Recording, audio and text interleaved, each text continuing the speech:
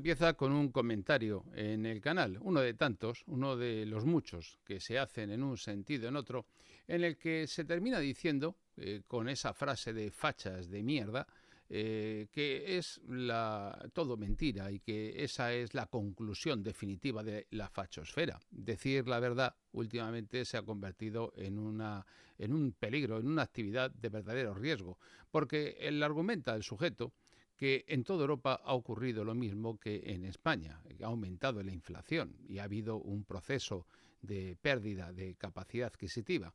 Esa frase, evidentemente, esa descalificación no busca explicar nada. Busca sencillamente impedir la comparación y de alguna manera poder criticar al gobierno. Es lo que tienen los progresistas de cartelón. Funciona como cortafuegos. Si todo es igual en todas partes, aquí no hay nada específico que decir, no hay nada que criticar y mucho menos que analizar. Y quien lo hace, evidentemente, falta a la verdad y no tiene razón.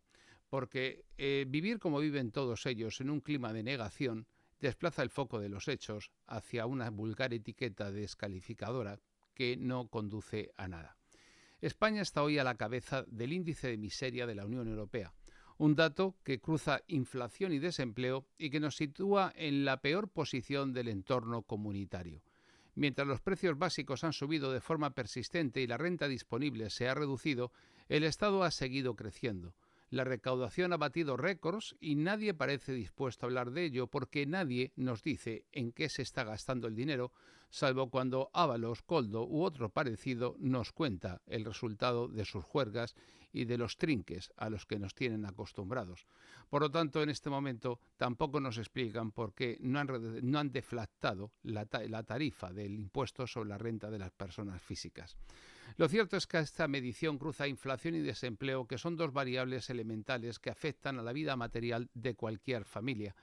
El dato procede del Instituto Juan de Mariana, una organización de orientación neoliberal que no tiene ninguna afinidad doctrinal con este canal. Es más, en televisión he tenido la oportunidad de debatir con algunos de los que han redactado ese informe.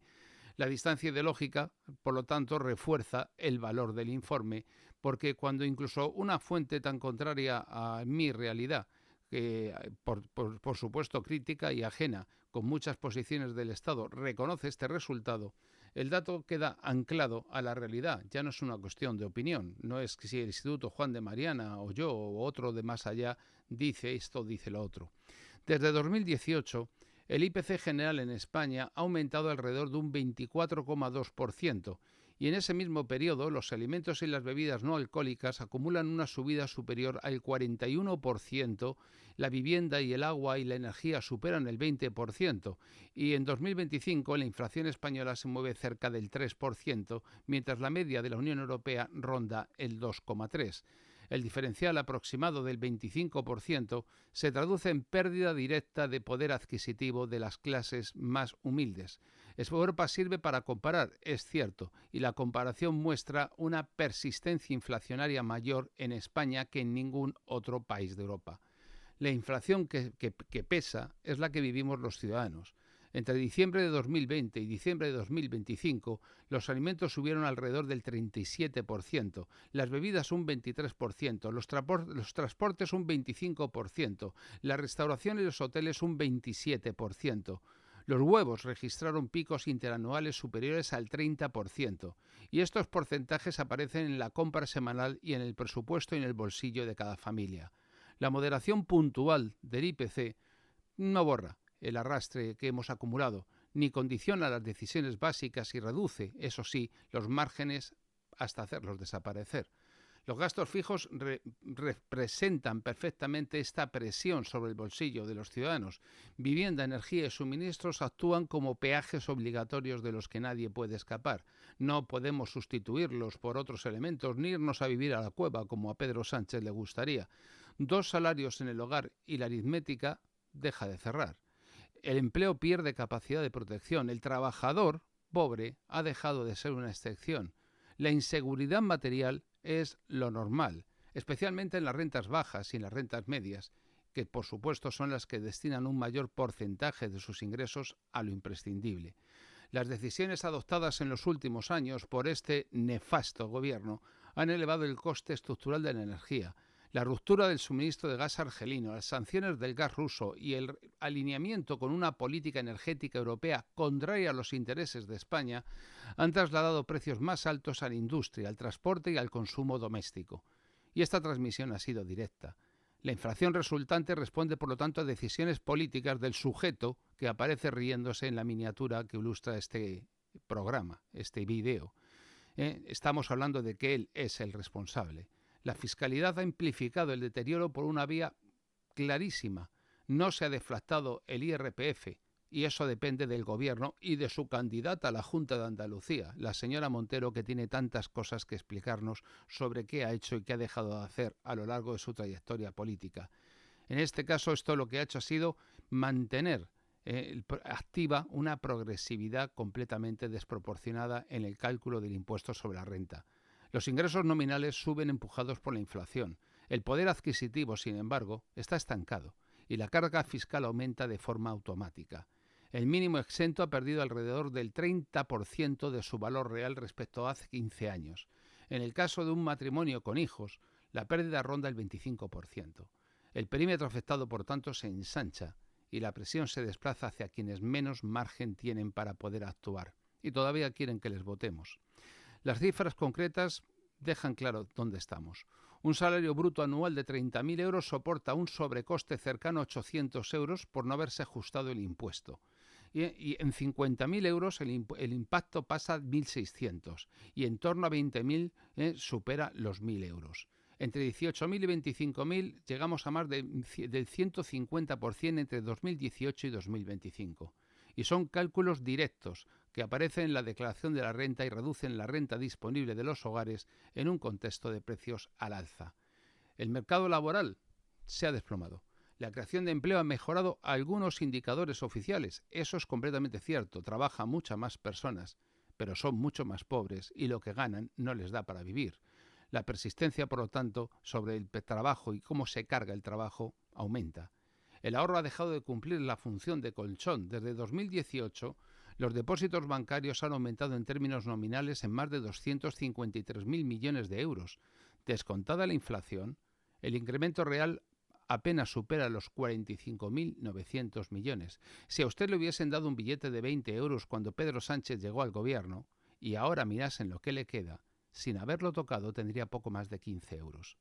Desde 2022, el valor real de esos depósitos ha caído en torno a 28.500 millones. Las cifras crecen en la pantalla y le dan al sátrapa de la Moncloa argumento suficiente para aparecer en los medios de comunicación jactándose de que España va bien. Pero es completamente falso. El segundo eje está claro. España cerró en 2025 con 3.640.000 empleados públicos frente a 3.290.000 millones de trabajadores autónomos. La brecha ronda las 350.000 personas y ha alcanzado picos cercanos a los 400.000 en 2024. Desde 2017, el empleo público supera al trabajo autónomo de forma constante. En los últimos 8 años, los autónomos han crecido alrededor de un 7%, mientras el empleo público lo ha hecho cerca de un 18%. El Estado, por lo tanto, se convierte en el principal empleador de España. ¿Qué riqueza crea el Estado por sí misma? Por lo tanto, la remuneración de los salarios públicos ronda los 180.000 millones de euros y la revalorización salarial pactada alcanza un 11,4% hasta 2028, con salarios medios que superarán los 3.500 euros brutos en 12 pagas. Nóminas públicas y pensiones elevan la factura hacia los 400.000 millones y el ajuste se traslada al sector privado y a los hogares a través de impuestos, cotizaciones y vía precios. El tejido productivo también está acusando el golpe porque en 2025 se han perdido más de 8.000 autónomos empleadores y en 5 años han desaparecido más de 60.000 comerciantes, la mayoría empleadores de otras personas.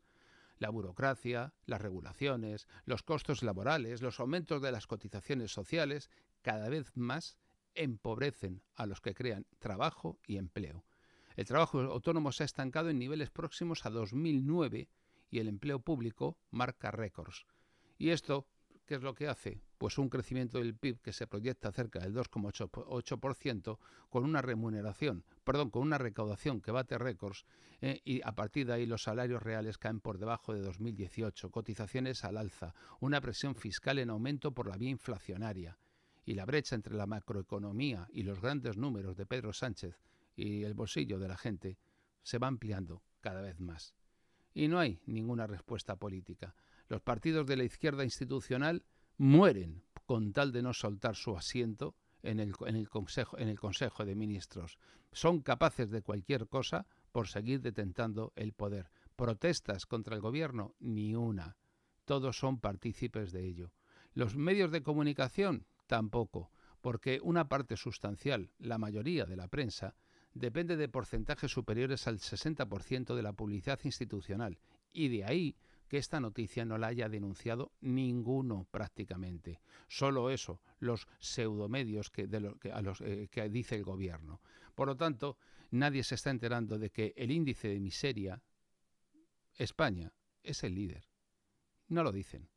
Por lo tanto, este índice que además mide condiciones materiales, que estamos hablando de un dato que se sitúa la inflación como un eje esencial. Claro, resulta incómodo. Y el gobierno no está dispuesto a asumir la verdad. Mientras tanto, en este estado maravilloso del bienestar, ¿pero bienestar para quién?